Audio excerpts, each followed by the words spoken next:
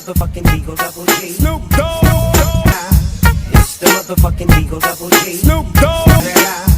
It's the motherfucking Eagle Double G.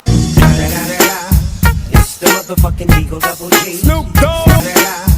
It's the motherfucking Eagle Double G. Snoop Dogg.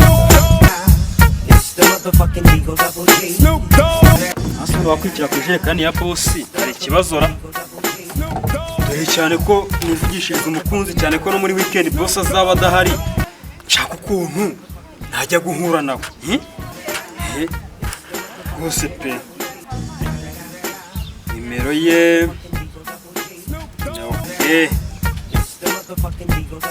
muhamagara Noi mă lucrau pe Instagram koko. Barashaka he. Aha, apa como estava, né? Minha serviço me tem.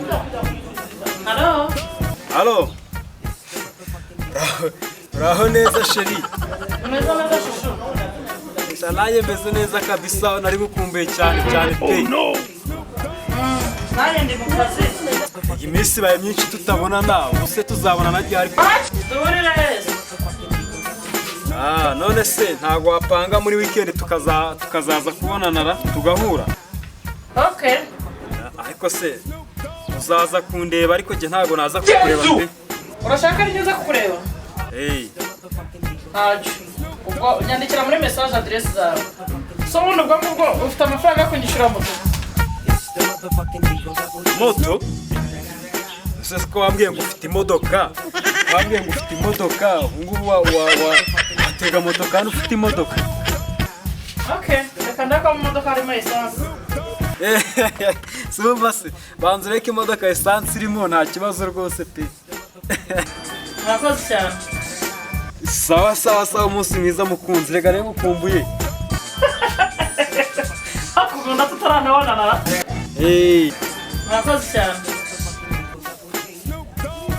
Umuntu mbwiye ngo afite imodoka. Ubu koko, ubizavamo kandi umukozi wo mu rugo koko. Afite imodoka.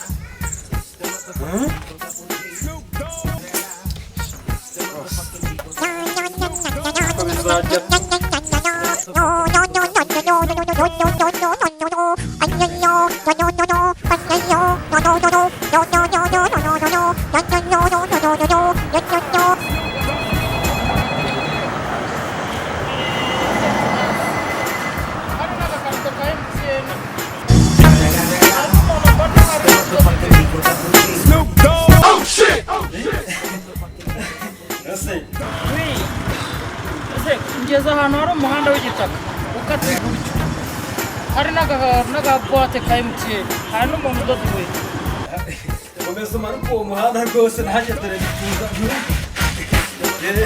Take it away, Penny! Abo reba igihe nahereye nkubaza ahantu uba ahariho uzi imodoka yanjye ngisize ahantu ntanizeye umutekano wawe. Komeza umanuka uwo muhanda rwose. Komeza umanuka urahita umbona.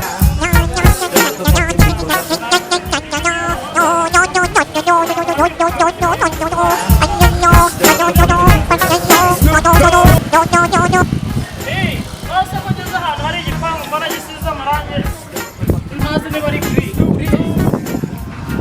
ahantu hari kumanuka mu butike ariko sinumva nzahora nirukanka nyuma y'ubwana nk'ubu nanyesha ntazi naho biherereye gute koko n'akantu twahuri kuri sitasiyo wasanga ndi no kukanyuraho sinkana mwana we ibi nabyo ndabirambiwe uwo mwana washatse wantabara rwose nkabona umugabo nkareka gukomeza kwirukanka nyuma y'ibyansisi narumiwe koko.